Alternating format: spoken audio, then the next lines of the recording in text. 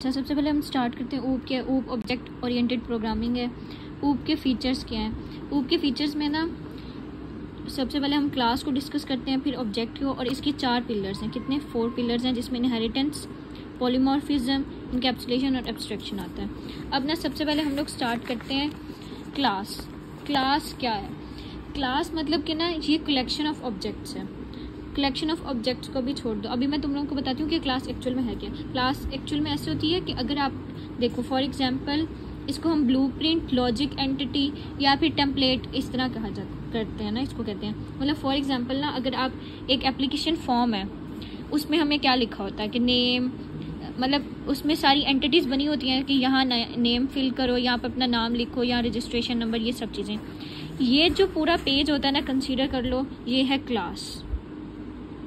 इसको हम कहते हैं क्लास। अब जब एक यूज़र या कोई भी स्टूडेंट उस फॉर्म को फिल करता है, फॉर्म फिल हुआ, उसके अंदर अपना नाम लिखा, उसने रजिस्ट्रेशन नंबर लिखा, अपना फ़ोन नंबर, जो भी रिक्वायरमेंट्स वो फिल की। अब ये जो पूरा फॉर्म था ना, फिल होने के बाद बताऊँ क्या बन गया?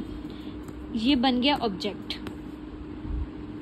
अब इसका ये मतलब है कि जो क्लास है ना, क्लास ये एक ब्लूप्रिंट है और लॉजिक एंटिटी या टेम्पलेट है, और इसी वजह से ये कोई अपनी एक्स्ट्रा मतलब कि कोई स्पेस नहीं लेती होती मेमोरी के अंदर। अब और इसको कलेक्शन ऑफ ऑब्जेक्ट्स भी कहते हैं। क्लास के अंदर 2 तरह की क्लासेस होती हैं। एक होती है प्री डिफाइंड और एक होती है यूज़र डिफाइंड। प्री डिफाइंड मतलब क्लास जो कि ऑलरेडी मतलब कि पता हो ना कि ये हमारे built in function, built in classes हैं, जैसे स्कैनर क्लास होगी, कंसोल हो गई, स्ट्रिंग हो गया, ये सब चीज़ें। यूज़र डिफाइंड क्या होती है कि जो यूज़र खुद क्रिएट करे। जब यूज़र खुद क्रिएट करता है, क्लास का नाम लिखता है और ये वाला यहाँ पे क्लास का नाम लिखेगा और बाकी सब डाटा आ जाएगा। अब ऑब्जेक्ट क्या है? ऑब्जेक्ट क्या है? Instance of class.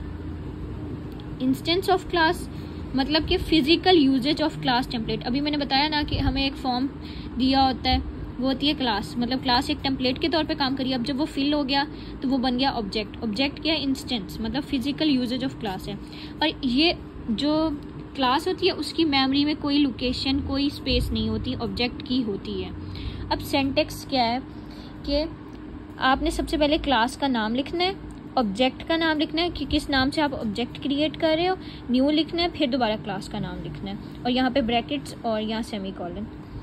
ये होता है पूरा ऑब्जेक्ट क्रिएट करने का सिंटैक्स। वही बातें जो मैं आपको बता चुकी हूँ।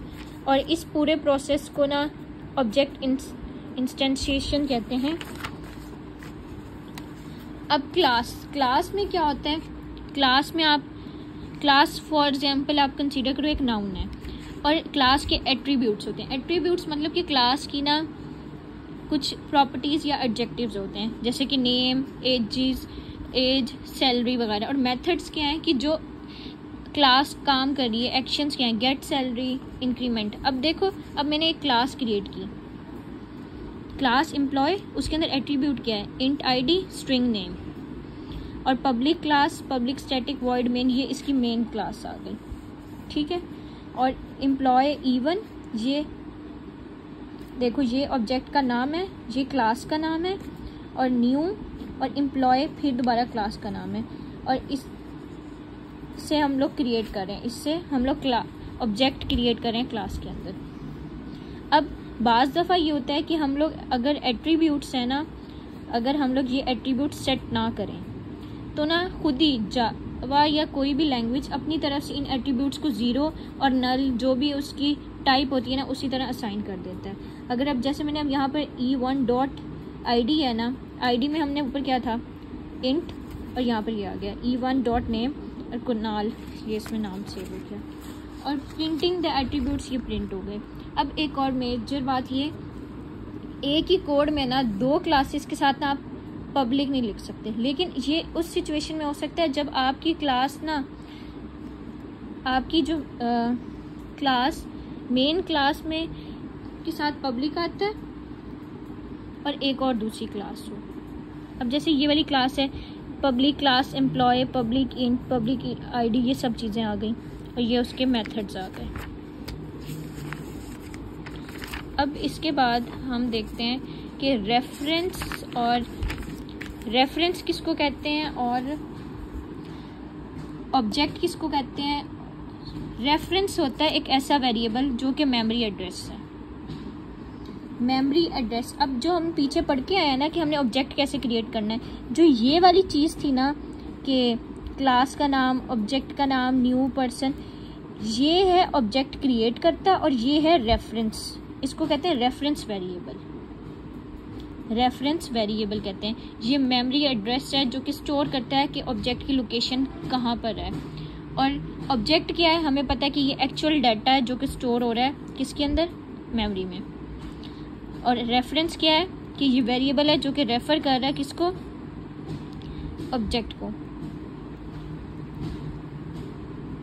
अब इसमें क्या है, क्लास, पर्सन, स्ट्रिंग, नेम। अब हमने एक क्लास क्रिएट की जिसके अंदर नेम था, public class, main, public void. अब यहाँ पर हम लोगों ने क्या किया, इसका ऑब्जेक्ट क्रिएट करना। इस पूरी लाइन का मतलब है ऑब्जेक्ट क्रिएट करना। इसमें जो ऑब्जेक्ट क्रिएट हो रहा है वो ये है और ये उसका रेफरेंस है। P1 is a reference pointing to the person object. अब इसमें क्या होता है कि जब हम ऑब्जेक्ट क्रिएट करते हैं ना तो heap, memory heap space reserve हो जाती है। अब मैंने ये लिखा ना तो ये, अब देखो जब भी मैंने ये वाला वर्ड लिखा ये गया और ये D1 रेफरेंस किया, ये ऑब्जेक्ट क्रिएट हुआ न्यू डेमो से, ये ऑब्जेक्ट क्रिएट हुआ मेमोरी के अंदर। और ये जो D1 था ना ये इसको रेफरेंस कर रहा है कि ये इसकी ये लोकेशन है मेमोरी के अंदर। D1 is a reference variable. और जब स्पेस क्रिएट हो जाती है मेमोरी में तो इसकी असेस किया जाता है। For example we are creating a pointing element called reference variable जो कि D1 है। की कंफर्मेशन क्या है कि ये जो D1 था ये रेफरेंस वेरिएबल है। अगर हम लोग लिखें ना system.out.println D1 तो ना हमें आउटपुट इस तरह आएगी।